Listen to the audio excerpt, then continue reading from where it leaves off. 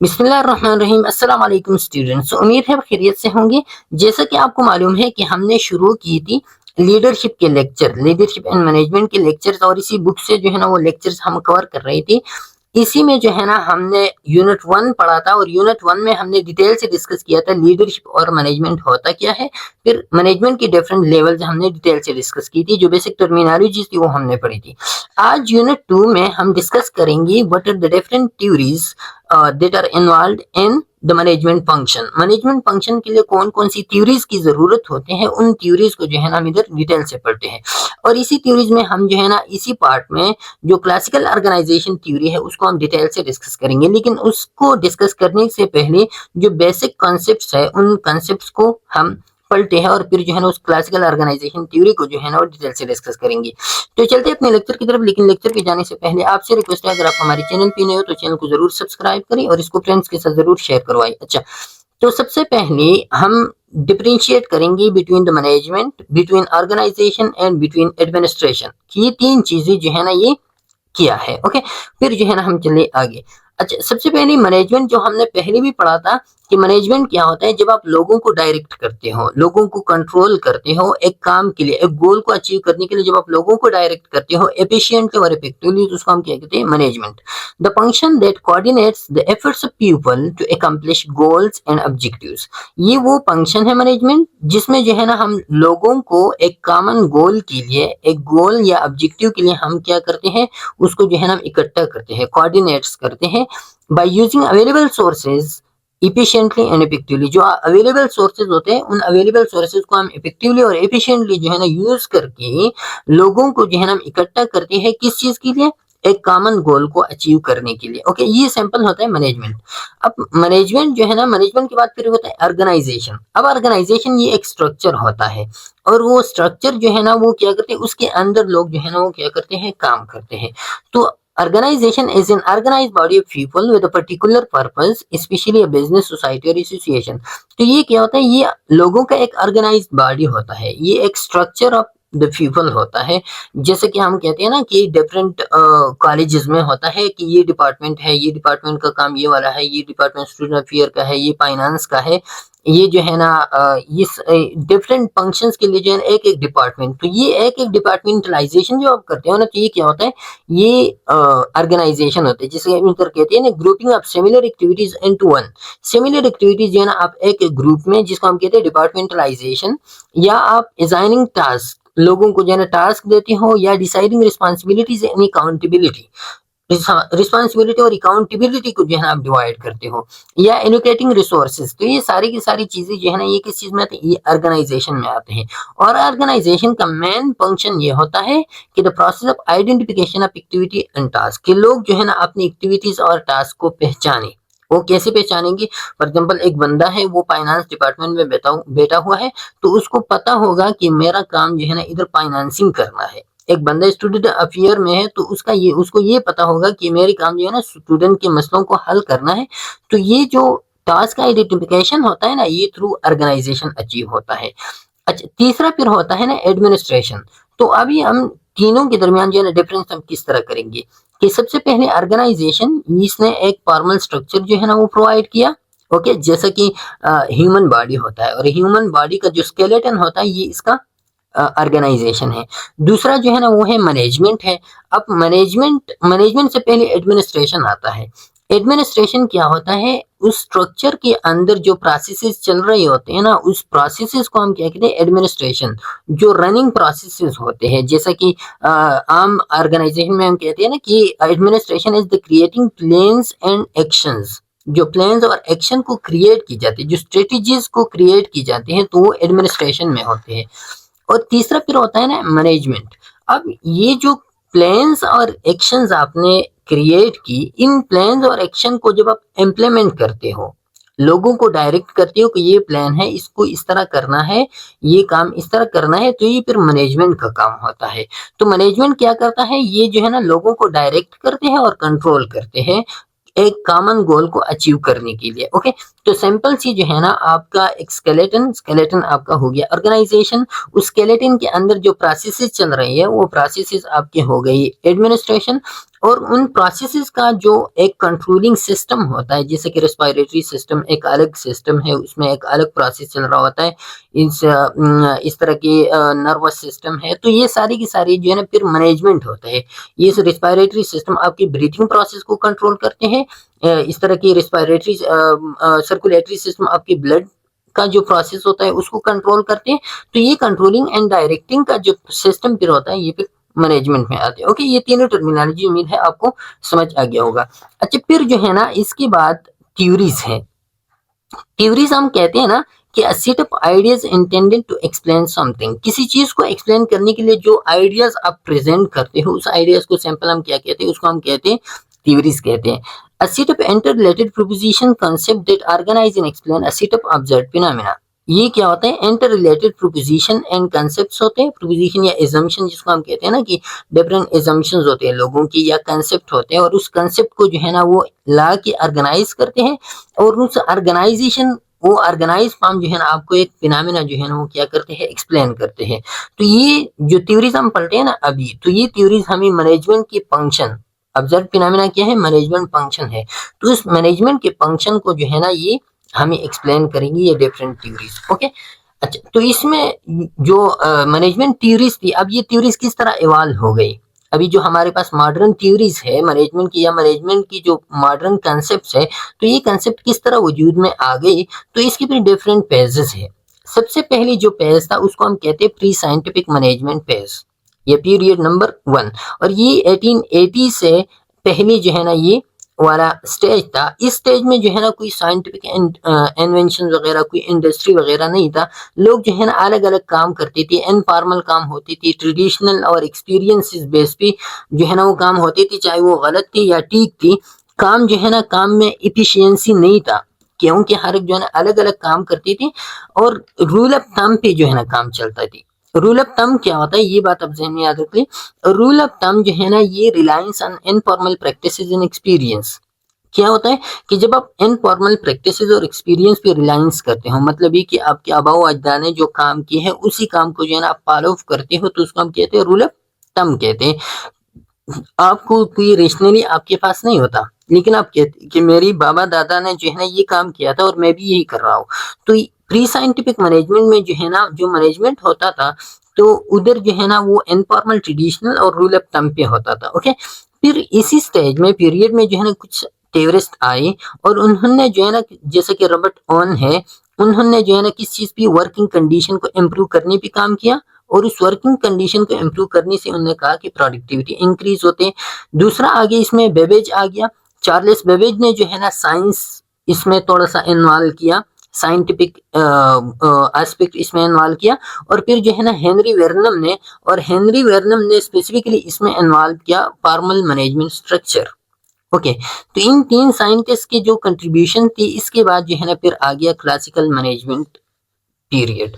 अब classical management period में 1880 से लेके 1930 तक था, और इसमें जो है ना इंडस्ट्रियल रिवॉल्यूशन, ये ड्यूरिंग द इंडस्ट्रियल रिवॉल्यूशन जो है ना ये क्लासिकल मैनेजमेंट का स्टेज आ गया, और इसमें फिर डिफरेंट थ्योरीज जो है ना वो डेवलप हो गई। क्लासिकल मैनेजमेंट में सिंपल साइंस जो है ना वो इन्वॉल्व हो गया मैनेजमेंट में, साइंटिफिक प्रोसीजर या साइंटिफिक एस्पेक्ट जो है ना वो आ गया क्लासिकल मैनेजमेंट में। और इस क्लासिकल मैनेजमेंट में क्या हो गया, मेनली जो है ना फोकस हो गया कि हमने एफिशिएंसी और प्रोडक्टिविटी को इम्प्रूव करना है।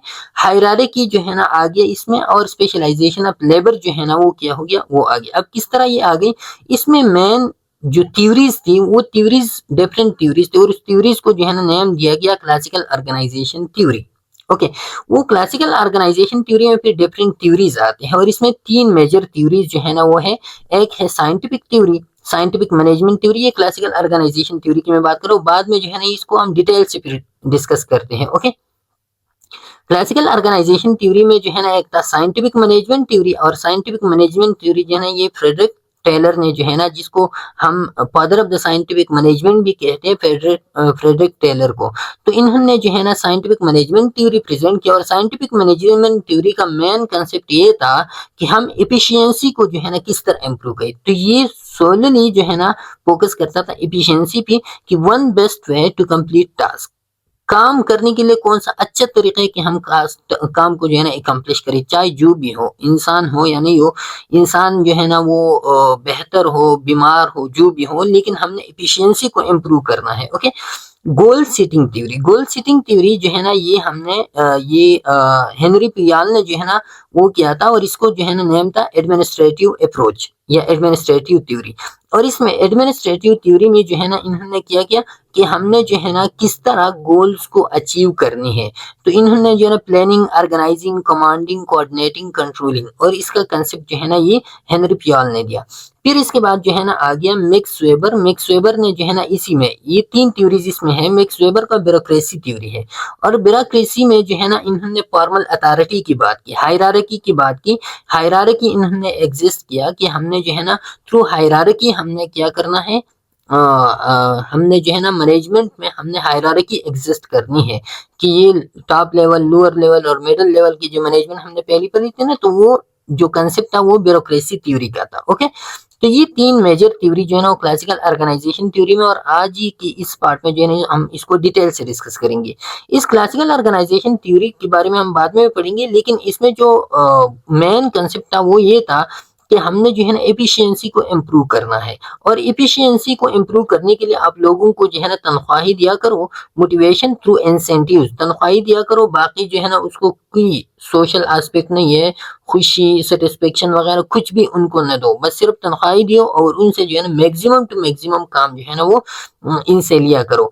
चेक, ये जो फ्रेडरिक टेलर है ना ये एफिशिएंसी पे इतना फोकस करता था, इसके बारे में भी इस तरह की एक बात है कि ये जो है ना वो रेजर से जो है ना ये जब वो दाढ़ी बनवाती थी ना, शेव करता था, तो शेव जो है ना दो रेजर ये उठाते थे, एक रेजर से जो है ना एक चेहरे को, दूसरी रेजर से जो है ना दूसरी चेहरे को, मतलब ये कि इतनी जो है ना वो एफिशिएंसी पे फोकस करता था कि मेरा जो है ना टाइम बच जाए।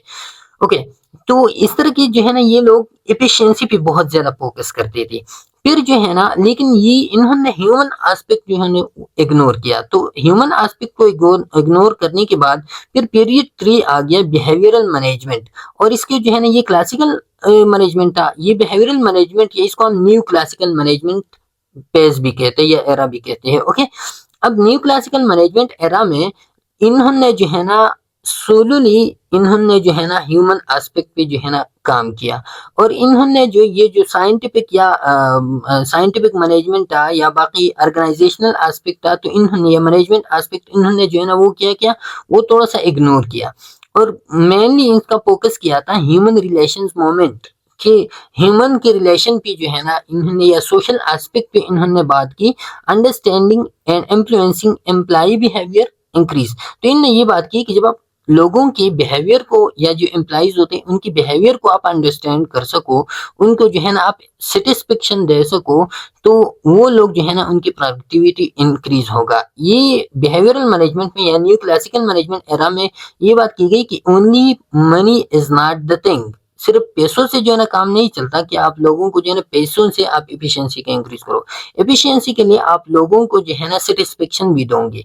तो इन्होंने जो है ना मेनली बात फिर की सेटिस्फेक्शन पे, लेकिन फिर इसके बाद जो है ना आ गया, इन्होंने जो है ना ये जो एस्पेक्ट था काम करने का, तो वो इन्होंने इग्नोर किया। फिर जो है ना फोर्थ पेज पे या पीरियड 4 में जो है ना मॉडर्न मैनेजमेंट एरा जिसको हम कहते हैं, उसमें जो है ना फिर आ गया कंटिजेंसी थ्योरी और सिस्टम अप्रोच आ गया। अब इन्होंने इन दोनों के दरमियान जो है ना चीजों को बैलेंस किया। सिस्टम अप्रोच के थ्रू इन्होंने कहा कि हमारे पास एक ऑर्गेनाइजेशन जो है ना ये एक इंटरकनेक्टेड सिस्टम होता है, और इसके फिर सब सिस्टम्स होते हैं। उस सब सिस्टम में जो है ना आपका सोशल एस्पेक्ट आता है, आपका जो है ना टेक्निकल एस्पेक्ट आता है, आपका मशीनरी आता है, ह्यूमन बींग्स आते हैं। तो ये जो है ना फिर सिस्टम, एक सिस्टम इन्होंने जो है ना, और फिर सिस्टम के साथ कंटिजेंसी मैनेजमेंट का एक कंसेप्ट भी आ गया। और कंटिजेंसी मैनेजमेंट का कंसेप्ट ये था कि हमारे पास जो मैनेजमेंट होता है ना ये सिचुएशन पे डिपेंड करता है। ऐसा नहीं है कि एक मैनेजमेंट के लिए जो है ना कोई खास टाइम हो, बल्कि ये डिफर करता है सिचुएशन टू सिचुएशन। एक सिचुएशन भी जो है ना एक किस्म की मैनेजमेंट जो है ना वो फ्रूटफुल होगा, दूसरी सिचुएशन भी दूसरे किस्म का मैनेजमेंट जो है ना वो फ्रूटफुल होगा। ओके, तो फिर ये जो है ना मॉडर्न मैनेजमेंट एरा में, और in no one size fits all approach to management, बस best style depend on the situation. जो बेस्ट स्टाइल ऑफ मैनेजमेंट होता है वो सिचुएशन पे डिपेंड करता है। अच्छा, तो ये हो गई 4 स्टेजेस, 4 स्टेजेस हो गए। इसमें पीरियड 1 की तो हम जिक्र नहीं करते। पीरियड 2 में जो ऑर्गेनाइजेशनल थ्योरी शुरू हो गया था, क्लासिकल ऑर्गेनाइजेशन थ्योरी, और ये क्लासिकल ऑर्गेनाइजेशन थ्योरी जो है ना फिर ये डेवलप हो गया into the new classical organisation theory, और फिर जो है ना मॉडर्न ऑर्गेनाइजेशन थ्योरी। तो इसी में जो है ना हम पहली वाले लेक्चर में हम पढ़ेंगे जो क्लासिकल ऑर्गेनाइजेशन थ्योरी है, और फिर जो है ना नेक्स्ट में हम न्यू क्लासिकल ऑर्गेनाइजेशन थ्योरी या न्यू क्लासिकल मैनेजमेंट एरा, और तीसरे में जो है ना मॉडर्न ऑर्गेनाइजेशन थ्योरी। ओके, अच्छा ये भी आप देखिए, ये जो है ना ऑर्गेनाइजेशन थ्योरी, तो ऑर्गेनाइजेशन का जो थ्योरी है, जैसे कि मैंने आपको बताया कि ऑर्गेनाइजेशन थ्योरी जो है ना ये डेवलप हो गया। ऑर्गेनाइजेशन थ्योरी पे 3 स्टेजेस है इसकी, organisation theory in the classical era, organisation theory in the new classical era, and organisation theory in the modern management era. तो ऑर्गेनाइजेशन थ्योरी जो है ना इन्होंने डिस्कस किया है organisational design, leadership, efficiency, communication, organisational culture, group behaviour, managerial style and motivation. तो ये organisation theory में जो है ना ये सारी की सारी बातें जो है ना डिस्कस की गई है, और किस तरह जो है ना कौन सी थ्योरी में किस तरह डिस्कस की है तो अभी हम पढ़ते हैं। तो organisational theory as a set of concepts and principle that, और ये ऑर्गेनाइजेशनल थ्योरी मैंने आपको बताया ना कि ये पीरियड 2 से ये शुरू होता है, पीरियड 2 से शुरू होता है, पीरियड 3 और पीरियड 4 तक जो है ना ये प्रमोट होते हैं। अभी आपको समझ आएगा। Okay, a set of concepts and principles that provide framework for systemic study of structure, function and performance of organisation. तो इसमें जो है ना क्या होता है, इसमें जो है ना एक फ्रेमवर्क प्रोवाइड की जाती है मैनेजमेंट के लिए। जैसा कि मैंने आपको पहले बताया कि जो पहला वाला पीरियड था तो उस पीरियड में लोग जो है ना इंडिविजुअल काम करते थे, ट्रेडिशनल वे पे काम करते थे, कोई स्ट्रक्चर वगैरह, कोई फंक्शन, कोई मैनेजमेंट वगैरह उसमें नहीं था। लेकिन पीरियड 2 से जब ऑर्गेनाइजेशनल थ्योरी शुरू हुई तो ऑर्गेनाइजेशनल थ्योरी ने इनको फ्रेमवर्क प्रोवाइड किया। ओके, फ्रेमवर्क किस लिए, ताकि लोग जो है ना उधर सिस्टमिक स्टडी ऑफ स्ट्रक्चर करी, उनके फंक्शन जो है ना वो स्टडी करी, उनकी परफॉर्मेंस स्टडी करी ऑर्गेनाइजेशन की। और इसके साथ साथ फिर ये जब डेवलप हो गया, आगे आता गया, तो इसमें जो है ना behavioural aspect of the individual जो है ना वो भी इन्वॉल्व हो गए और उस पर भी काम हो गया। Okay, organisation theory explain how organisation structure are built. It also suggests how organization can be designed to improve their effectiveness। तो ऑर्गेनाइजेशन थ्योरी जो है ना ये आपको ये भी बताता है कि ऑर्गेनाइजेशनल स्ट्रक्चर किस तरह बनते हैं, और फिर जो है ना ऑर्गेनाइजेशनल स्ट्रक्चर में हम इफेक्टिवनेस को जो है ना किस तरह वो प्रमोट करते हैं। अब इसी ऑर्गेनाइजेशनल थ्योरीज की मेजर 3 कैटेगरीज थी, 3 कैटेगरीज थे। पहला कैटेगरी जो है ना वो क्लासिकल ऑर्गेनाइजेशन थ्योरी, दूसरा जो है ना न्यू क्लासिकल ऑर्गेनाइजेशन थ्योरी, और तीसरा जो है ना वो मॉडर्न ऑर्गेनाइजेशन थ्योरी है। और इसी पार्ट में हम मेनली जो है ना वो फोकस करेंगे क्लासिकल ऑर्गेनाइजेशन थ्योरी की। फिर दूसरी पार्ट में हम जो है ना तीसरी पार्ट में हम डिस्कस करेंगे न्यू क्लासिकल ऑर्गेनाइजेशन थ्योरी, और चौथी पार्ट में हम मॉडर्न ऑर्गेनाइजेशन थ्योरी को डिटेल से डिस्कस करेंगे। ओके, तो classical organisation theory it is the oldest theory of organisation. जैसे कि मैंने आपको बताया कि ये 1880 से अबाउ जो क्लासिकल मैनेजमेंट एरा था तो उसमें ये क्लासिकल ऑर्गेनाइजेशन थ्योरी था। फिर जो है ना न्यू क्लासिकल मैनेजमेंट एरा या जो बिहेवियरल मैनेजमेंट एरा था तो उसमें ये वाला न्यू क्लासिकल था, और मॉडर्न एरा में जो था मॉडर्न ऑर्गेनाइजेशन थ्योरी था। तो ये oldest theory of organisation, it is originated from the writings of classical management thinkers such as Taylor and Fayol. तो जो फ्रेडरिक टेलर था या हेनरी पियाल था, तो उनसे जो है ना फिर ये इनके राइटिंग से, उनकी थ्योरी से जो है ना ये क्लासिकल ऑर्गेनाइजेशन थ्योरी डेवलप हो गया। The classical writer view organisation as a machine and individual working in it as different components of this machine. तो ये क्लासिकल मैनेजमेंट, जैसा कि मैंने आपको पहले बताया, क्लासिकल ऑर्गेनाइजेशन थ्योरी की जो थ्योरिस्ट थी तो उन्होंने ये बात की कि हमारे पास ऑर्गेनाइजेशन मशीन से बनी हुई होते हैं, मशीन से, और इनमें जो लोग काम करते हैं ना तो ये लोग ऐसे है जैसे कि मशीन के पुर्जे होते हैं। इनके बाकी न फीलिंग्स है इनकी, न कोई सेटिस्फेक्शन इनको चाहिए, न वर्क लाइफ बैलेंस इनको चाहिए, बस इनको सिर्फ पैसे दो और इनसे मशीन की तरह काम लो, बस इफिशियंसी को जो है ना प्रमोट करो। तो ये ह्यूमन एस्पेक्ट को मुकम्मल तौर पे ये लोग इग्नोर करते थे। They believe that efficiency of organisation can be increase by making each individual more efficient. जब आप लोगों को एफिशिएंट बनाते हो तो साथ में जो है ना ऑर्गेनाइजेशन की एफिशिएंसी भी इम्प्रूव होगा। और लोगों को आप किस तरह एफिशिएंट बनाओगे, जब आप उनको ज्यादा पैसे दोगे तो वो ज्यादा काम करेगा। बाकी जो है ना उनका कोई ह्यूमन एस्पेक्ट या सोशल एस्पेक्ट नहीं है। अच्छा, अब क्लासिकल ऑर्गेनाइजेशन थ्योरी की कैरेक्टरिस्टिक्स क्या है? Okay, it is based on organization as a machine and individual working in it as different components of this machine। तो इन्होंने ये बात की कि हमारे पास जो है ना ऑर्गेनाइजेशन क्या है, ये एक मशीन है। इंडिविजुअल इसमें जो है ना डिफरेंट कंपोनेंट्स ऑफ मशीन के तौर पे यूज होते हैं, बाकी इनकी कुछ और नहीं, जैसा कि मैंने आपको ऊपर बताया। It believe that efficiency of organization can be increased by making each individual more efficient, ये भी मैंने ऊपर एक्सप्लेन किया। अच्छा, it deals with formal organizational structure। तो क्लासिकल ऑर्गेनाइजेशन थ्योरी में जो है ना ऑर्गेनाइजेशन को एक फॉर्मल स्ट्रक्चर दिया गया, साथ में जो है ना it focuses on objective and task and not on the human beings performing the task. तो ये जो है ना ये सिर्फ ऑब्जेक्टिव और काम पे फोकस करता था, ये ह्यूमन बीइंग भी फोकस नहीं करता था। उनको कहते अगर आप बीमार हो तो तभी भी आपने काम करना है, अब अगर आपका दिल नहीं लग रहा तो तभी भी आपने काम करना है, मुझे सिर्फ काम चाहिए, आपके साथ मेरा कोई वास्ता नहीं है। ओके, तो ये जो है ना ह्यूमन एस्पेक्ट को इग्नोर करती थी। It aims at maximising control, और ये लोग क्या करते थे, ये जो है ना ये कहते थे कि हमें जितना ज्यादा कंट्रोल हो अपनी एम्प्लॉय पे, जितना ज्यादा काम हम उनसे ले लें, तो ये क्या करते थे कंट्रोल जो है ना वो स्टैंडर्डाइजेशन और डिसीजन मेकिंग के थ्रू जो है ना कि हम चीजों को और भी स्टैंडर्डाइज करें और भी एफिशिएंट बनाए और भी स्ट्रिक्ट डिसीजन हम ले लें, तो इसी के थ्रू जो है ना ये कंट्रोल लोगों पे ज्यादा रखती थी। Okay, it emphasizes on the direction on the detection of errors occurred and then correction।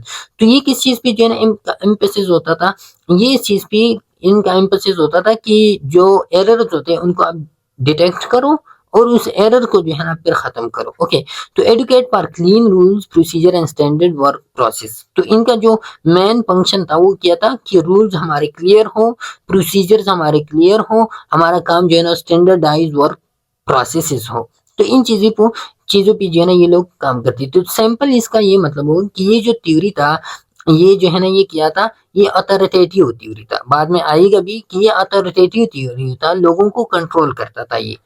अच्छा, अब इसकी अपनी प्रिंसिपल्स थी, और इनकी इसमें जो प्रिंसिपल थी वो बेसिकली हम बाद में पढ़ेंगे कि जो एडमिनिस्ट्रेटिव थ्योरी हेनरी पियाल ने जो है ना वो बताया था, तो उस हेनरी पियाल ने जो है ना 14 प्रिंसिपल जो है ना वो इन्होंने बताई थी, तो हम डिटेल से बाद में भी डिस्कस करेंगे। इधर इधर थोड़ा सा हम टच देते हैं क्योंकि इधर जो है ना ये मेंशन है। तो इनके different principle, the classical theory has been developed around the following principles or pillars. ये प्रिंसिपल थी इनकी। पहला प्रिंसिपल इनका था division of labour and departmentalisation. तो ये फ्रेडरिक टेलर ने भी ये बात की थी, लेकिन ये बात असल में जो है ना हेनरी पियाल ने जो एडमिनिस्ट्रेटिव थ्योरी था उसमें ये की थी कि हमने जो है ना डिवीजन ऑफ लेबर करनी है, डिपार्टमेंटलाइजेशन बनानी है, हर काम का अपना अपना बंदा हो। क्योंकि जो कम्प्लेक्स टास्क होते हैं ना, तो उस कम्प्लेक्स टास्क को आप स्मॉलर एंड सिंपलर बनाइए। जैसे कि आपका कॉलेज है, वो कॉलेज जो है ना उस कॉलेज में डिफरेंट डिपार्टमेंट्स होते हैं कि ये जो है ना मैंने आपको पहले बताया ये ह्यूमन रिसोर्स का है, ये फाइनेंस का है, ये स्टूडेंट अफेयर का है। तो ये क्या होता है, ये एकेडमिक डिपार्टमेंट है। तो ये क्या होता है कि उस कॉम्प्लेक्स टास्क को जो है ना आप सिंपलर बना लो। तो ये डिवीजन ऑफ लेबर की बात इन्होंने की थी। फिर दूसरा इन्होंने स्केलर चेन की बात की थी। स्केलर चेन इन्होंने कहा कि हमें हायरार्की ऑफ अथॉरिटी होना चाहिए, और ये हेनरी पियाल ने ये बात की थी। और साथ में जो है ना थ्योरी ऑफ ब्यूरोक्रेसी में ये इस बात पे जोर दिया गया था कि फ्रॉम टॉप टू बॉटम जो लेवल ऑफ मैनेजमेंट हमने पढ़ी थी ना, तो वो हायरार्की ऑफ अथॉरिटी हमें होनी चाहिए कि ये जो है ना ये टीचर है, टीचर जवाबदेह होगा डायरेक्टर को, एकेडमिक डायरेक्टर को, एकेडमिक डायरेक्टर जो है ना फिर डायरेक्टर को, डायरेक्टर जो है ना फिर वीसी को। तो इस तरह की जो है ना एक हायरार्की होना चाहिए। फिर डेलीगेशन ऑफ अथॉरिटी, आप जिसको काम सौंप रहे हो ना तो उसको उसके साथ साथ अथॉरिटी भी दे दो। मतलब ये कि एक बंदा है, आपने जो है ना उनको ये कहा कि ये काम करो, लेकिन उनके पास अथॉरिटी नहीं है वहां पे डिसीजंस लेने की। अगर कोई मुश्किल वक्त उसमें आ जाए तो वो आपके पास आएगा नहीं। तो इन्होंने कहा कि आप जिसको काम दे रहे हो ना, designing task with power and authority, आप जिसको जो है ना काम दे रहे हो उसके साथ उसको अथॉरिटी भी दे दो, ताकि वो अपनी अथॉरिटी के बेस पे जो है ना उस काम को वो परफॉर्म कर सके। यूनिटी ऑफ कमांड, आप जो है ना क्या करो, आप जो एम्प्लॉइज होते हैं उस एम्प्लॉइज को आप इस तरह ना करो कि आपने जो है ना इस सुपरवाइजर को भी वो देना है जवाब दे हो, आप इस सुपरवाइजर को भी इसको भी नहीं। एक एम्प्लॉई बैक वक्त एक सुपरवाइजर को जो है ना वो जवाब दे होगा, ताकि कोई कम्प्लेक्सिटी वगैरह कंफ्यूजन वगैरह जो है ना वो ना हो। तो one employee to one direct supervisor उनके लिए होना चाहिए। तो यूनिटी ऑफ कमांड। तीसरी प्रिंसिपल था यूनिटी ऑफ डायरेक्शन। जो काम आप कर रहे हो, एक डिपार्टमेंट है तो एक डिपार्टमेंट में क्या होगा, सारी एक्टिविटीज, सारे लोग जो एक्टिविटीज करेंगे तो उनका कॉमन गोल होगा। तो ये यूनिटी ऑफ डायरेक्शन कि जैसा फाइनेंस डिपार्टमेंट है तो उसमें जितने भी लोग बैठे हुए होते हैं, जितने भी जॉब्स वाले एम्प्लॉइज है, तो उन सारों का काम फाइनेंस होगा। ऐसा ना हो कि फाइनेंस में जो है स्टूडेंट अपियर का भी बंदा बैठा हुआ है, फाइनेंस में एकेडमिक का बंदा भी बैठा हुआ है, तो इस तरह ना यूनिटी ऑफ डायरेक्शन हो। लाइन एंड स्टाफ रिलेशनशिप हो। लाइन और स्टाफ आप जानते हो ना, लाइन किसको कहते हैं, लाइन कहती है ना कि डायरेक्टली इन्वॉल्व इन वर्कफोर्स, वो लोग जो डायरेक्टली वर्कफोर्स में इन्वॉल्व, जैसे कि प्रोडक्शन मैनेजर होता है, सेल मैनेजर होता है, तो ये क्या होते हैं, जैसा कि आपका टीचर है तो टीचर डायरेक्टली क्लास में इन्वॉल्व होते हैं, तो ये लाइन में आते हैं। दूसरा आता है स्टाफ। स्टाफ वो लोग होते हैं ना जो इन लाइंस को जो है ना डायरेक्टिव्स प्रोवाइड करते हैं, लाइन को गाइडलाइन प्रोवाइड करते हैं, जैसे कि डायरेक्टर है, जैसे कि एकेडमिक डायरेक्टर है, जैसे कि वीसी है, तो वो इस लाइन को क्या करते हैं, वो इस लाइन को जो है ना वो एक्सपर्टीज जो है ना वो प्रोवाइड करते हैं, जैसे कि क्वालिटी कंट्रोल एक्सपर्ट होते हैं वार्ड्स वगैरह में, तो ये लोग क्या होते हैं, ये फिर स्टाफ में आते हैं। तो इन दोनों के दरमियान रिलेशनशिप अच्छी होनी चाहिए। फिर इसके बाद स्पैन ऑफ कंट्रोल। तो स्पैन ऑफ कंट्रोल का मतलब ये है कि limit the number of subordinates. आप एक मैनेजर को जो है ना वो तैनात करते हो तो उस मैनेजर के साथ उसकी लिमिट के हिसाब से जो है ना एम्प्लॉइज होना चाहिए। ऐसा ना हो कि उसकी लिमिट से जो है ना ज्यादा लोग हों। जैसा कि एक टीचर है तो उस टीचर के साथ जो है ना उसकी लिमिट के मुताबिक क्लास हो ताकि वो कंट्रोल कर सके। ओके, तो स्पैन ऑफ कंट्रोल जो है ना वो होना चाहिए। फेरिटी ऑफ अथॉरिटी एंड रिस्पॉन्सिबिलिटी। जो बंदा, जिस बंदे को आपने अथॉरिटी दी उसको, उसके साथ साथ उसको रिस्पॉन्सिबिलिटी भी जो है ना वो प्रोवाइड करो। मतलब है कि जो बंदा अथॉरिटेटिव है, आपका टीचर है, तो टीचर को आपने ये अथॉरिटी दी है कि आप स्टूडेंट को सीधा करो, स्टूडेंट को ये चीज सिखा दो, लेकिन साथ में रिस्पॉन्सिबिलिटी भी दे दो कि कल मैं आपसे जो है ना ये सब्जेक्ट मैंने आपको दी है, इसके बारे में मैं आपसे पूछूंगा कि आपने ये सब्जेक्ट जो है ना ये कवर किया है या नहीं किया है। तो अथॉरिटी के साथ रिस्पॉन्सिबिलिटी भी दे दिया करो। अथॉरिटी और रिस्पॉन्सिबिलिटी जो है ना ये बैलेंस हो दोनों। अच्छा, फिर structural relationship among various task, activities and people. और जो टास्क होते हैं, एक्टिविटीज होते हैं, पीपल होते हैं, तो उनके दरमियान एक स्ट्रक्चरल रिलेशनशिप होना चाहिए। किस तरह, right job for right person with right structure.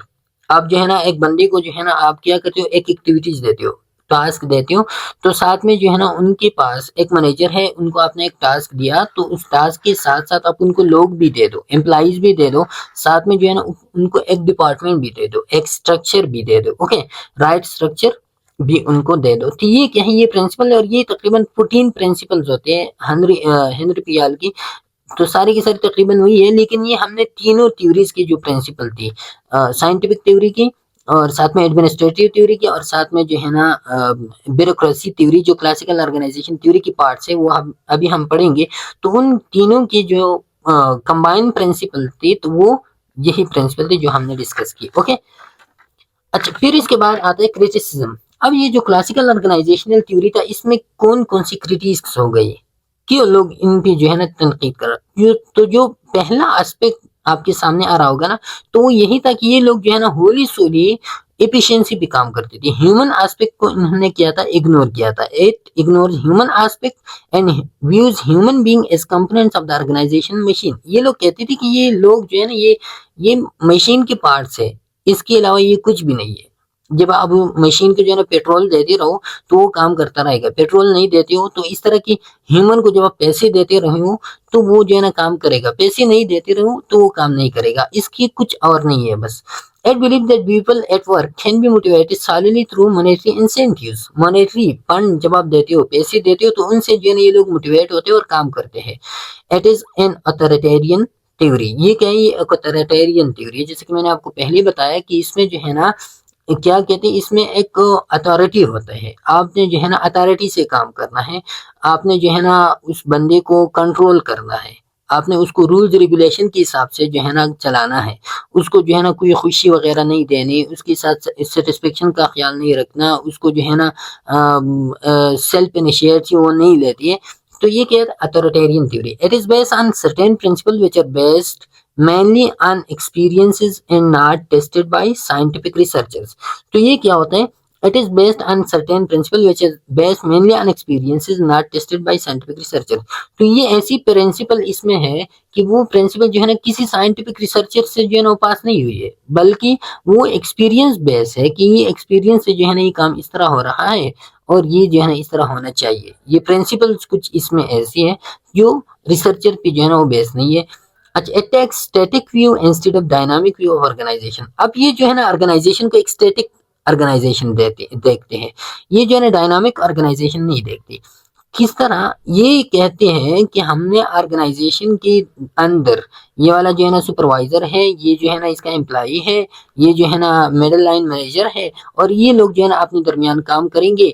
इनका बाहर के साथ कोई कंपटीशन नहीं है, बाहर से जो है ना कोई कंपटीटर वगैरह कुछ भी जो है ना बाहर एनवायरनमेंट से इनके साथ कोई लेन देन नहीं है।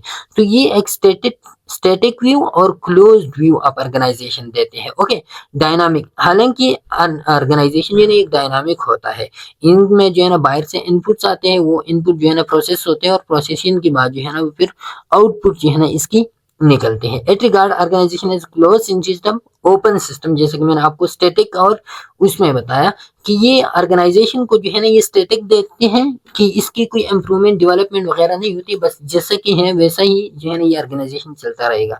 और दूसरा जो है ना ये क्लोज सिस्टम कंसिडर करते हैं, मतलब ये कि इसका बाहर एनवायरनमेंट के साथ कोई लेना देना नहीं है। Thus it ignores the influence of external factors in organization and its members। तो ये कहते हैं कि जो एक्सटर्नल फैक्टर्स होते हैं जैसा कि सोशल एस्पेक्ट्स हो गए, तो इन ये ना इंडिविजुअल पे असर करते हैं और ना जो है ना आपके ऑर्गेनाइजेशन पे जो है ना इसका कोई काम अमल दखल होता है। ओके, तो ये बात इनकी गलत थी। अब क्लासिकल ऑर्गेनाइजेशन थ्योरी जो है ना इनकी तीन अप्रोचेस थी। एक अप्रोच जो है ना साइंटिफिक मैनेजमेंट अप्रोच, दूसरा एडमिनिस्ट्रेटिव अप्रोच और तीसरा जो है ना वेबर्स ब्यूरोक्रेटिक अप्रोच था। अब साइंटिफिक मैनेजमेंट अप्रोच जो फ्रेडरिक टेलर ने जो है ना ये वाला प्रेजेंट किया था और इस फ्रेडरिक टेलर को father of the scientific management भी कहा जाता है।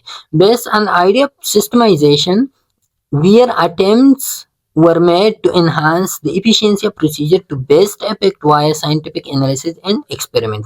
तो ये जो था प्रेडिक्ट टेलर था, तो प्रेडिक्ट टेलर ने जो है ना सिस्टमाइजेशन का जो आइडिया था तो उसकी बेस पे इन्होंने साइंटिफिक मैनेजमेंट थ्योरी जो है ना बनाया। सिस्टमाइजेशन क्या होता है? Process of analysing and organising experiences in a structure way. जब आप जो है ना एक्सपीरियंसेस को एक स्ट्रक्चर वे में ऑर्गेनाइज करते हो तो उसका हम सिंपल सिस्टमाइजेशन कहते हैं। सिस्टम जब आप देते हो किसी चीज को, एक्सपीरियंसेस आपके होते हैं उसको आप एनालाइज करते हो और उसको जो है ना एक स्ट्रक्चर वे देते हो, एक मेथोडोलॉजिकल वे में जो है ना उसको प्रेजेंट करते हो। तो ये जो साइंटिफिक मैनेजमेंट थ्योरी था ये सिस्टमाइजेशन के आइडिया पे बेस्ड था और इसमें जो है ना where attempts are made to enhance the efficiency of procedure to best effect by scientific analysis and experiment. तो इन्होंने ये बात की कि हमने जो है ना जो प्रोसीजर्स होते हैं उन प्रोसीजर के हमने एफिशिएंसी को इम्प्रूव करना है और वो एफिशिएंसी जो है ना हम थ्रू साइंटिफिक एनालिसिस और एक्सपेरिमेंट के थ्रू जो है ना उसको हम टेस्ट करेंगे और इसी के थ्रू जो है ना हम एफिशिएंसी को, प्रोसीजर की एफिशिएंसी को इम्प्रूव करेंगे। ये साइंटिफिक मैनेजमेंट थ्योरी ने भी बात की थी। सिंपल ये कि साइंटिफिक मैनेजमेंट थ्योरी जो है ना ये साइंटिफिक एनालिसिस और एक्सपेरिमेंट के बेस पे जो है ना प्रोसीजर की एफिशिएंसी को इम्प्रूव करना चाहते थे। ओके, दूसरा जो है ना एडमिनिस्ट्रेटिव, ये हम डिटेल से बाद में भी पढ़ते हैं। दूसरा जो है ना वो एडमिनिस्ट्रेटिव थ्योरी है। एडमिनिस्ट्रेटिव थ्योरी ऐसा है कि हेनरी पियाल ने जो है ना ये डिस्कस किया था और इसमें जो है ना based on the several principle, तकरीबन 14 प्रिंसिपल इसके हैं, बाद में हम डिटेल से पढ़ते हैं। Of management which is planning, organising, training, commanding and training और कंट्रोलिंग, जिसको आप कहते हैं controlling, commanding and coordinating function. तो इसकी मेजर 5 फंक्शंस थी, मेजर 5 मैनेजमेंट फंक्शन थी, planning, organising, training, commanding, coordinating functions और 14 प्रिंसिपल थी। ये प्रिंसिपल और फंक्शन में आप थोड़ा सा डिफरेंस करिए कि 14 प्रिंसिपल थे और 5 मैनेजमेंट फंक्शंस थे। तो 5 मैनेजमेंट फंक्शन ये है, प्रिंसिपल हम बाद में पढ़ते हैं। तीसरा इसमें जो है ना ये क्लासिकल ऑर्गेनाइजेशन थ्योरी में जो तीसरा थ्योरी था वो था वेबर्स ब्यूरोक्रेटिक अप्रोच। अब इस ब्यूरोक्रेटिक अप्रोच में consider the organisation as a part of broader society. तो इन्होंने कहा कि हमारे पास ये ऑर्गेनाइजेशन एक ब्रॉडर सोसाइटी है और इस सोसाइटी में जो है ना डिफरेंट लोग होते हैं, डिफरेंट पोजीशंस होते हैं। तो इन्होंने जो है ना क्या हायरार्की दी लोगों को, एक फॉर्मल स्ट्रक्चर जो है ना वो इन्होंने प्रोवाइड किया कि ब्यूरोक्रेसी किस चीज को कहते हैं? Simply system of organisation with complex structure and hierarchical chain of command. तो ये क्या होता है? ब्यूरोक्रेसी होता है एक ऑर्गेनाइजेशन होता है जिसमें कॉम्प्लेक्स स्ट्रक्चर इन्वॉल्व होते हैं और उसमें जो है ना एक हायरार्की चेन ऑफ कमांड होते हैं, एक अथॉरिटी का एक चेन होता है कि ये जो है ना ये मिडिल लाइन मैनेजर है, ये लोअर लाइन है, ये टॉप लेवल मैनेजर है, ये जो है ना इस बंदे को सुपरवाइजर को जो है ना वो जवाबदेह होगा, ये डायरेक्टर को जवाबदेह होगा। तो ये वाली चीजें जो है ना ये क्या थी? ये वेबर ब्यूरोक्रेटिक अप्रोच की वो थी, वेबर ब्यूरोक्रेटिक अप्रोच की मेन बात ये थी। ओके, अच्छा अब क्लासिकल थ्योरी की ये तीनों जो है ना हम डिटेल से बाद में भी डिस्कस करते हैं अगर आपको समझ नहीं आ गया हो। अच्छा, इसकी स्ट्रेंथ और वीकनेसेस अब क्या है वेबर क्लासिकल थ्योरी की? तो स्ट्रेंथ इसकी ये है, this theory has narrow focus on improving production related economic goal, strength and weakness. ये नहीं इसमें। अच्छा, तो इसका मेन जो फंक्शन था ना तो वो क्या था कि ये नैरो फोकस करता था किस चीज पे? कि हमने जो है ना प्रोडक्शन को किस तरह इम्प्रूव करना है, हमने इकोनॉमिक गोल्स रिलेटेड जो हमारे गोल्स हैं उन गोल को हमने किस तरह एफिशिएंटली जो है ना इफिशिएंसी पे फोकस करता था। अच्छा, दूसरा जो है ना स्ट्रेंथ इसकी help clear division of labour, time and moment studies and organise planning model.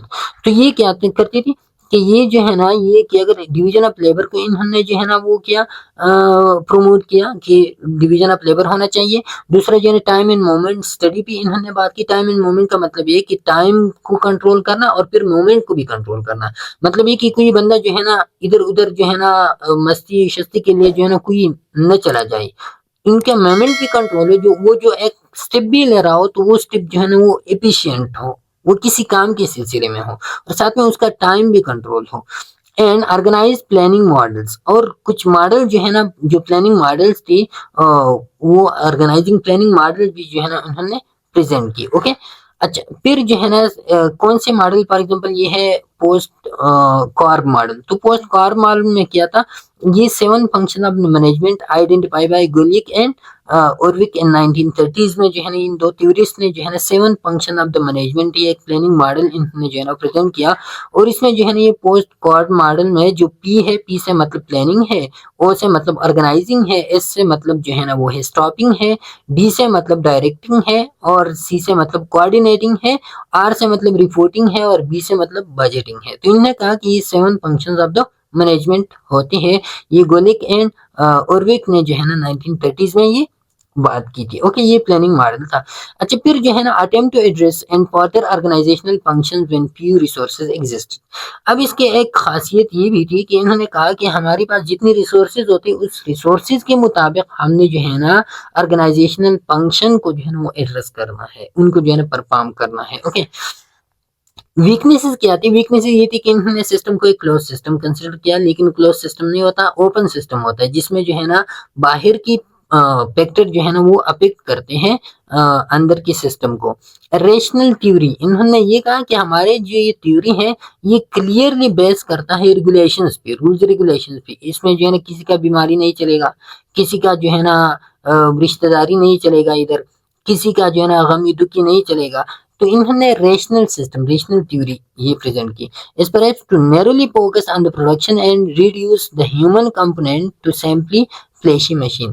तो इन्होंने जो है ना क्या कहा कि ये हमारे पास जो है ना क्या होता है, ये नैरो फोकस किया इन्होंने प्रोडक्शन पे और इन्होंने जो है ना ह्यूमन कंपोनेंट को इग्नोर किया और ह्यूमन को इन्होंने ऐसा कंसिडर किया जैसे कि एक फ्लैशी मशीन होता है। इन्होंने कहा कि ये मशीन की पार्ट है, कुछ और नहीं है। ओके, तो गोश्त वाली मशीन ने कंसिडर किया कि ये मशीन की पार्ट है, इसकी कोई फीलिंग्स इमोशन वगैरह नहीं है। This theory help invent the industrial revolution, help invent the industrial revolution. इसी थ्योरी की वजह से जो है ना इंडस्ट्रियल रिवोल्यूशन आ गया। अब इंडस्ट्रियल रिवोल्यूशन की तो फायदे भी बहुत ज्यादा थे, एफिशिएंसी भी इम्प्रूव किया, लेकिन इसके कुछ नुकसानात भी थे। नुकसानात क्या थे? Which lead to deterioration of individual craftsmanship. तो इसी की वजह से जो इंडिविजुअल क्राफ्टमैनशिप था ना जो प्री साइंटिफिक एरा में जो इंडिविजुअल क्राफ्टमैनशिप था तो वो खत्म हो गया। मतलब ये कि जो कारीगर लोग थे वो कारीगर लोग जो है ना उनके साथ एक अपना वो होता था, अपना एक पूरा काम निजाम होता था। अब जो है ना वो चीज खत्म हो गया, अब इंडस्ट्री लग गया, फैक्ट्री लग गया और उस फैक्ट्री में जो है ना हर एक को जो है ना उस काम को उन लोगों में डिवाइड किया कि आपने ये काम करना है, आपने ये काम करना है, आपने ये काम किया ना, तो उस एक इंडिविजुअल क्राफ्ट्समैन का जो कमाई था वो कमाई जो है ना वो कम हो गया। क्यों? क्योंकि फैक्ट्री में जो है ना मुख्तलिफ लोग आ गए और उसकी एक काम को जो है ना मुख्तलिफ लोगों में डिवाइड किया गया। और साथ में जो है ना जो वो एक काम करता था, it promotes capital intensive economies. इन्होंने जो है ना कैपिटल इंटेंसिव इकोनॉमी को प्रोड्यूस किया। किस तरह कि पहले जो है ना एक बंदा काम करता था और वो आहिस्ता आहिस्ता काम करता था। अब उस एक बंदे के काम को इंडस्ट्री को सपोर्ट किया गया और वो एक बंदा जो है ना वो एक काम को जो है ना एक दिन में करता था, तो अब इंडस्ट्री जो है ना उसको एक घंटे में करता है। और साथ में जो है ना पहले ये जो इकोनॉमी था तो वो क्या था, इंडिविजुअल था। अब ये इकोनॉमी जो है ना ये क्या हो गया, ये कैपिटल हो गया। ये एक क्या कहते हैं उसको, एक कंपनी के मालिक के हाथ में जो है ना ये सारा की सारा जो है ना इकोनॉमी आ गया, एक इंडस्ट्री के हाथ में आ गया। तो क्या हो गया, ये कैपिटल इंटेंसिविटी जो है ना इन्होंने प्रमोट किया और इंडिविजुअलिटी को जो है ना इन्होंने इग्नोर किया। तो ये जो है ना इसकी स्ट्रेंथ है, वीकनेसेस थी। ओके, अच्छा अब जो है ना इधर से हम जाएंगे पेज नंबर 12 पे, और पेज नंबर 12 पे जो है ना इस थ्योरी की हम डिटेल्स फिर पढ़ेंगे। ओके, पेज नंबर 12 पे इधर जो है ना इस थ्योरी की डिटेल हम पढ़ते हैं। ये जो पिछले रहते हैं ना ये हम नेक्स्ट पार्ट में जो है ना फिर हम डिस्कस करेंगे। तो इस थ्योरी की साइंटिफिक मैनेजमेंट थ्योरी, तीन थ्योरी मैंने बताई, साइंटिफिक मैनेजमेंट थ्योरी और ब्यूरोक्रेसी थ्योरी और साथ में जो है एडमिनिस्ट्रेटिव थ्योरी। तो हम डिटेल से पढ़ते हैं। Scientific management theory aroused because of the need to increase productivity and efficiency। Productivity और एफिशिएंसी को जो है ना इन्होंने प्रमोट किया।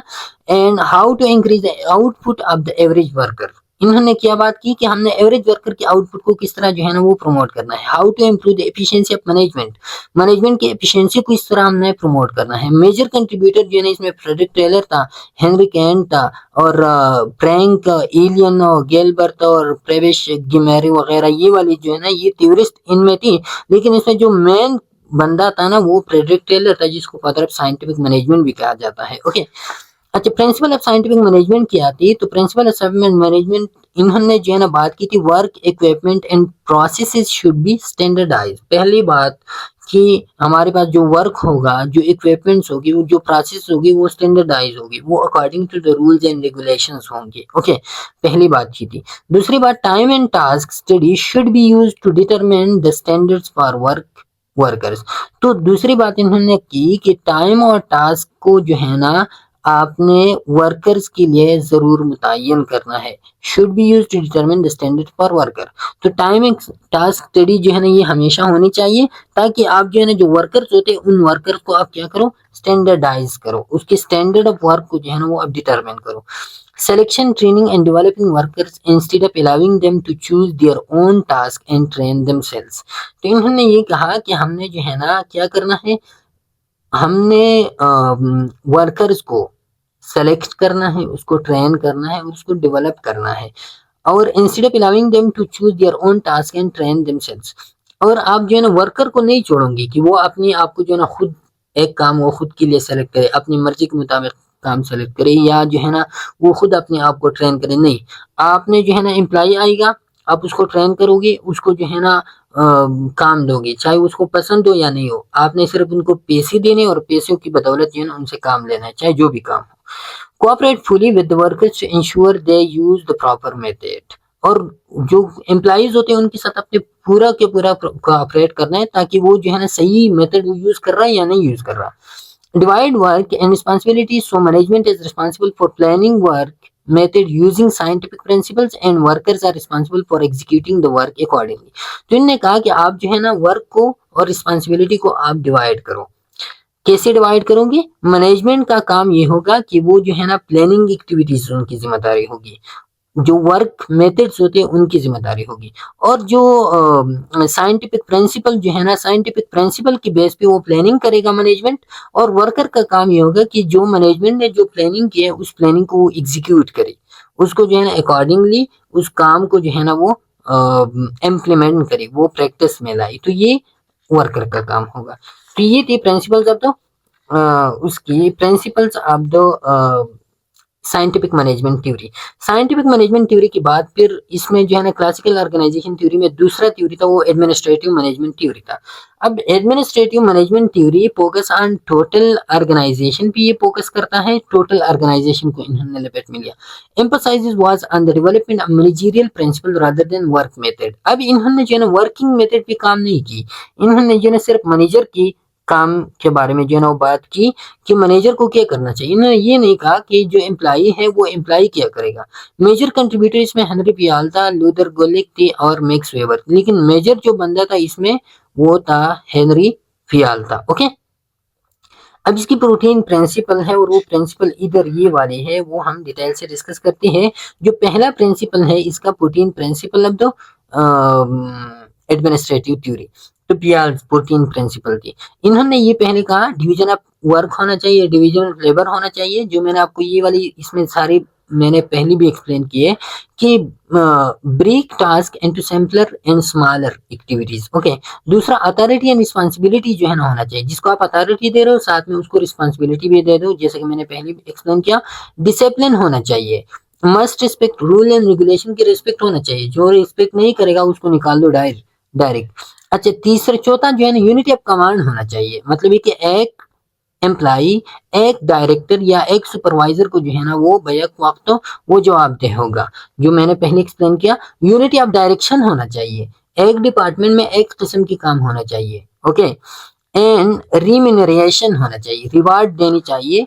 आप जो है ना जो काम आप बंदों से ले रहे हो ना तो उसके लिए उसको भी रिवार्ड भी दे दो, Fairlie compensated for the work, जितना काम वो करता है उतना उनको पैसे भी दे दो।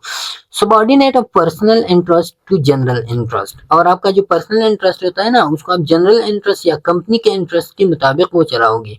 ऐसा नहीं है कि आपने कहा आपका इंटरेस्ट है आज काम करूंगा ठीक है, आज नहीं करूंगा ठीक है, नहीं, आपका पर्सनल इंटरेस्ट से आपका जनरल इंटरेस्ट, आपकी कंपनी का इंटरेस्ट बहुत ज्यादा इंपॉर्टेंट है। सेंट्रलाइजेशन होना चाहिए, सेंट्रलाइजेशन का मतलब ये है कि जो डिसीजन मेकिंग होते हैं वो सेंट्रलाइज होगी या डिसेंट्रलाइज होगी आपकी कंपनी में, तो ये एस्पेक्ट भी आपने, इन्होंने क्या कि जो डिसीजन मेकिंग होते हैं ना तो वो सेंट्रलाइज होगी, सिर्फ आपका जो सीईओ होता है वो डिसीजन लेगा और बाकी जो है ना उन पे अमल करेगा। स्केलर चेन होना चाहिए, स्केलर चेन मतलब लाइन ऑफ अथॉरिटी या हायरार्की होनी चाहिए आपकी। जो मैनेजमेंट होता है आपकी मैनेजमेंट में लाइन ऑफ अथॉरिटी होता है, top level, middle level, lower level manager, तो ये होनी चाहिए आपकी उसमें मैनेजमेंट में। फिर ऑर्डर होना चाहिए, order clean and organised work place होना चाहिए, आपका वर्क प्लेस जो है ना वो ऑर्डर्ड फॉर्म में हो, क्लीन हो और ऑर्गेनाइज्ड हो। फिर इक्विटी होना चाहिए, आप एम्प्लॉइज को जो है ना फेयरनेस और काइंडनेस के साथ जो है ना उनको आप क्या करो वो ट्रीट करो। स्टेबिलिटी ऑफ टेन्योर होना चाहिए, ऐसा नहीं हो कि एक एम्प्लॉय ने जो है ना आपके पास 2 हफ्ते काम किया, आपने उसको सब कुछ सिखाया, फिर थोड़ी सी गलती की आपने जो है ना उनको डायरेक्ट निकाल दिया, नहीं, आप एक retain skill employ by positive environment, आप एक एम्प्लॉय को जो है ना ज्यादा से ज्यादा हद तक अपने पास जो है ना वो रखो, उनको पॉजिटिव एनवायरनमेंट प्रोवाइड करो, लेकिन आप एक एम्प्लॉय को जो है ना वो ज्यादा टेन्योर के लिए अपने पास रखो। ओके, फिर spirit D corps, spirit D Corp जो है ना ये क्या होता है, team spirit and promoting a sense of unity, आप जो है ना लोगों में प्रमोट करो, आप लोगों में जो है ना एक टीम स्पिरिट जो है ना वो लोगों में आप प्रमोट करो, आप लोगों में एक सेंस ऑफ यूनिटी प्रमोट करो, ताकि स्पिरिट डी कॉर्प्स के थ्रू जो है ना फिर वो क्या कहते हैं सेंस ऑफ यूनिटी जब होते हैं तो लोग जो है ना उसकी एफिशिएंसी फिर ज्यादा होगी। Initiative, employees should encourage to take initiative and be creative, तो एम्प्लॉइज को जो है ना आप क्या करो उसको इंकरेज करो कि वो इनिशिएटिव ले लें, इनिशिएटिव ले लें और साथ में जो है ना वो क्रिएटिव भी हो। तो ये 14 प्रिंसिपल थी हेनरी पियाल्स की। ओके, अच्छा, फिर हेनरी पियाल के साथ साथ वेबर्स थ्योरी था, वेबर्स थ्योरी ऑफ ब्यूरोक्रेसी जिसको हम कहते हैं। Weber theory describe organisation managed on personal family like basis, तो इन्होंने जो है ना ये बात इन्होंने डिसलाइक की कि यार मैनेज ऑर्गेनाइजेशन को जो है ना वो पर्सनल बेसिस पे नहीं लेना चाहिए, ना उसको जो है ना आप मैनेज करोगे पर्सनल फैमिली लाइक बेसिस पे जो है ना आप उसको मैनेज नहीं करोगे, उसका अपना एक रूल्स रेगुलेशन एक हायरार्की होगा। Employees loyal to individual supervisor rather than organisation, अब जो इन्होंने जो है ना हायरार्की की बात की थी मेनली कि अब ये जो एम्प्लॉइज है वो अपनी सुपरवाइजर को जवाबदेह होगा, वो सारे ऑर्गेनाइजेशन का ठेका उन्होंने नहीं उठाया है, वो जो है ना अपनी सुपरवाइजर की बात मानेंगे और उसको जवाबदेह होगा। According to Weber management should be manage impersonally, और जो मैनेजमेंट है उसको आप मैनेज करोगे तो वो आप इम्पर्सनली मैनेज करो, उसमें आपकी पर्सनल फीलिंग जो है ना नहीं होना चाहिए। आप जो रूल्स बनाते हो, जो रेगुलेशन बनाते हो, जो प्रिंसिपल्स और स्ट्रेटेजी आप बनाते हो, तो उसको आप इम्पर्सनली जो है ना मैनेज करो। पर्सनल फीलिंग्स इमोशन उसमें नहीं इन्वॉल्व होना चाहिए। Formal organisation structure where specific rules are followed is important, और इन्होंने फॉर्मल ऑर्गेनाइजेशन की बात की थी जहाँ पे जो है स्पेसिफिक रूल जो है ना वो फॉलो हो रहा हो। Authority should be something that was part of a person's job and passed from individual to individual, and as one person left and another take over. Authority जो है ना इसको आप हैंड ओवर करो दूसरे बंदे को। एक बंदा है वो अपना जॉब छोड़ रहा है तो अपना अथॉरिटी जो है ना वो दूसरी बंदे को क्या करे, लेफ्ट ओवर करे। नॉन पर्सनल ऑब्जेक्टिव ऑर्गेनाइजेशन, आपका ऑर्गेनाइजेशन क्या हो should function on rules and regulation not personal relation and emotion पे काम नहीं कर रहा हो, मतलब रूल रेगुलेशन पे चल रहा हो। वेबर्स का जो थ्योरी ब्यूरोक्रेसी था, तो वो ब्यूरोक्रेसी भी सिंपल यही था कि Weber theory bureaucracy impersonality भी इसको हम कहते हैं। मतलब ये कि ये उन्होंने कहा कि आपने अपनी पर्सनल फीलिंग्स वगैरह इसमें इन्वॉल्व नहीं करनी है, आप जो काम करते हो वो काम सोलली जो है ना वो क्या होगा, वो रूल्स रेगुलेशन बेस पे होगा। Manager should maintain impersonal relationship with employees so that favouritism and personal prejudice do not influence decision. Manager क्या करेगा, वो जो है ना इम्पर्सनल रिलेशनशिप रखेगा। इम्पर्सनल का मतलब है सिर्फ काम हद तक जो है ना बात करेंगे, बाकी कोई इधर उधर नहीं होगा, ताकि आप जो है ना कोई पर्सनल तरफदारी आपसे ना हो जाए। ओके। Competence इनके बाद staff are selected and appointed based on technical qualification and ability rather than personal loyalty and relationship। तो ये इसकी अंडर में आते हैं कि competence इंसान में होना चाहिए। जो एम्प्लॉय आप हायर करते हो तो उसमें आपका कोई पर्सनल रिलेशनशिप नहीं होगी, कोई दोस्ताना याराना नहीं होगा। उसको आप अपॉइंट करते हो तो उसके पास अगर क्वालिफिकेशन है तो अपॉइंट करो, वरना ना करो। रिकॉर्ड्स होनी चाहिए। Bureaucracy needs to maintain complete file recording of all its activity, जितने भी एक्टिविटीज होते हैं तो उन सारी एक्टिविटीज के आपके पास रिकॉर्ड्स प्रेजेंट होना चाहिए। ओके। अच्छा, तो ये था क्लासिकल ऑर्गेनाइजेशन थ्योरी। अब इस क्लासिकल ऑर्गेनाइजेशन थ्योरी के हम जो है ना वो पढ़ते हैं, एप्लीकेशन पढ़ते हैं, और वो एप्लीकेशन जो है ना वो होंगी पेज नंबर 15 पे। ओके, पेज नंबर 15 पे आप जाइए, इधर ये है application of the classical organisation theory. तो क्लासिकल ऑर्गेनाइजेशन जो साइंटिफिक मैनेजमेंट थ्योरी था उसकी क्या एप्लीकेशन थी, तो hospital using scientific management can design the management structure staffing and number of beds allocated to particular units to care for a specific number of patient per bed per year. तो ये जो आप hospital में देख रहे हो कि ये सारी साइंटिफिक मैनेजमेंट की कमालात है। ये जो क्या है, ये लैपटॉप वगैरह में या कंप्यूटर वगैरह में ये जितने भी एलोकेशंस होते हैं, नंबर ऑफ बेड और स्टाफिंग कितना है, किस तरह स्ट्रक्चर है, तो ये सारी की सारी जो है ना ये साइंटिफिक मैनेजमेंट के थ्रू है। Scientific management driven health care organization can evaluate health worker performance based on performance indicator including productivity, number of patient seen. तो ये क्या करेगा, साइंटिफिक मैनेजमेंट के थ्रू जो है ना आप हेल्थ केयर ऑर्गेनाइजेशन की परफॉर्मेंस को भी इवैल्यूएट कर सकते हो। किस तरह इवैल्यूएट करेगी, कितनी मरीज आ गए, कितने मरीजों का जो है ना इलाज हो गया, कितने ऑपरेशन कामयाब हो गए, क्या हो गया क्या नहीं हो गया। तो परफॉर्मेंस, वर्कर परफॉर्मेंस को इवैल्यूएट कर सकते हो through scientific management. Process standardization are widely practice to ensure health care quality and efficiency. आप जो है ना क्या करते हो, प्रोसेस स्टैंडर्डाइजेशन और वाइडली प्रैक्टिस, जो स्टैंडर्डाइज प्रैक्टिसेस होते हैं तो उसको आप किस तरह जो है ना वो देखते हो और किस तरह जो है ना आपकी एफिशिएंसी को इम्प्रूव करता है। उसमें आता है standard for reproductive health services, उसके लिए जो स्टैंडर्ड्स होते हैं वो आप साइंटिफिक मैनेजमेंट के थ्रू जो है ना आप उसको, मतलब scientific management involves the statistical analysis. जितने भी होते हैं स्टैटिस्टिकल एनालिसिस में होते हैं, एक्सपेरिमेंटल एक्सपेरिमेंट्स होते हैं, और ये जितनी भी चीज़ें हैं आपकी मॉडर्न जो हॉस्पिटल वगैरह है, जो कैलकुलेशन वगैरह होते हैं, सारी की सारी साइंटिफिक मैनेजमेंट के थ्रू होते हैं। Standards for administration of vaccine के लिए जो स्टैंडर्ड्स होते हैं, रूल्स रेगुलेशंस होते हैं, work standardization are important in health organization. Day shift code of conduct, code of conduct किस तरह, मतलब ये कि ये जो होता है साइंटिफिक मैनेजमेंट, तो ये रूल्स रेगुलेशंस को इंश्योर करते हैं कि ये चीज़ जो है ना ये हुआ है या नहीं हुआ है, कितनी मरतबा जो है ना ये प्रैक्टिस जो है ना वो परफॉर्म हो गया।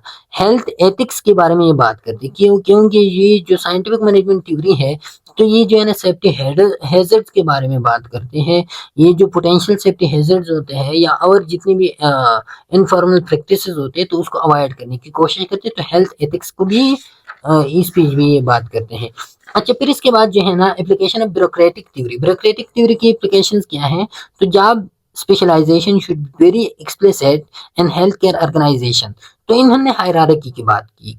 हायरार्की इन्होंने ये बात की थी कि हमें जो है ना स्पेशलाइजेशन हर एक फील्ड में होता है कि ये बंदा टीचर है, टीचर के बाद जो है ना ये एक स्केल पे जाएगा, दूसरी स्केल पे, तीसरी स्केल पे। तो ये जो है ना जॉब स्पेशलाइजेशन हर एक हेल्थ केयर ऑर्गेनाइजेशन में होना चाहिए। जनरल प्रैक्टिशनर है पहले, फिर स्पेशलिस्ट बन गया, इस तरह की नर्सिंग है, इस तरह की रेडियोलॉजी है। तो ये जो डिपार्टमेंटलाइजेशन है ये क्या ब्यूरोक्रेटिक थ्योरी ने दिया। Use of standard operating procedure और critical components of health care procedures. और स्टैंडर्ड ऑपरेटिंग प्रोसीजर जो आप यूज करते हो तो वो प्रोसीजर्स आप जो है ना जो हेल्थ केयर प्रोसीजर में जो आप स्टैंडर्ड ऑपरेटिंग प्रोसीजर आप यूज करते हो तो उसका एक स्टैंडर्ड होता है। और स्टैंडर्ड जो है ना वो किस तरह मेंटेन करता है, उसकी कौन सी कैटेगरीज होते हैं, तो वो भी ब्यूरोक्रेटिक थ्योरी जो है ना आपको एक्सप्लेन करते हैं। जैसा कि for example core competency steps to be followed for assisting birth. Birth के लिए जो है ना कौन सी स्टेप जो है ना वो फॉलो अप होते हैं। फिर एसओपीज पर इफेक्टिव वैक्सीन मैनेजमेंट। जब आप वैक्सीन मैनेजमेंट करते हो तो उसके लिए कौन सी एसओपीज, कौन से स्टेप जो है ना वो फॉलो अप होते हैं। एसओपीज पर storage. Recently, information management system have been an essential part of the healthcare organization। जो इंफॉर्मेशन मैनेजमेंट सिस्टम जो है ना वो मुतारिफ की गई, जैसा कि HIMSS है, HMIS है, हेल्थ मैनेजमेंट इंफॉर्मेशन सिस्टम है, जैसा कि लॉजिस्टिक मैनेजमेंट इंफॉर्मेशन सिस्टम है, जैसा कि फाइनेंशियल मैनेजमेंट इंफॉर्मेशन सिस्टम है, जैसा कि TIMS है, टीचर मैनेजमेंट इंफॉर्मेशन सिस्टम है, जैसे कि IMIS है, institute of management information system है। तो ये सारे के सारे किया है, ये आपके एक हायरार्की जो डेवलप हो गया, एक डिपार्टमेंटलाइजेशन जो डेवलप होगा through bureaucratic theory. Impersonality and competence is must in health care specialized field. और स्पेशलाइज्ड फील्ड में जो इम्पर्सनैलिटी और कॉम्पिटेंस है वो आप जरूर जो है ना इम्प्लीमेंट करेंगे। आप कोई तरफदारी नहीं होना चाहिए और सोलली जो है ना कॉम्पिटेंस के बेस पे लोगों को सेलेक्ट करना चाहिए।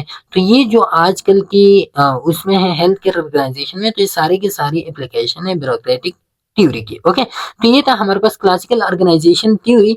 इसके बाद जो है ना जो पार्ट 2 है उसमें हम पेज नंबर 10 पे जो शुरू होता है, पेज नंबर 10 पे जो शुरू होता है ना number 2 the new classical theory या न्यू क्लासिकल ऑर्गेनाइजेशन थ्योरी, तो उसको जो है ना हम फिर डिटेल से उधर डिस्कस करेंगे। ओके, तब तक के लिए ये वाला जो थ्योरी है इंशाल्लाह पेज नंबर 10 पे वो डिस्कस करेंगे। तब तक के लिए इजाजत दीजिए, अल्लाह हाफिज।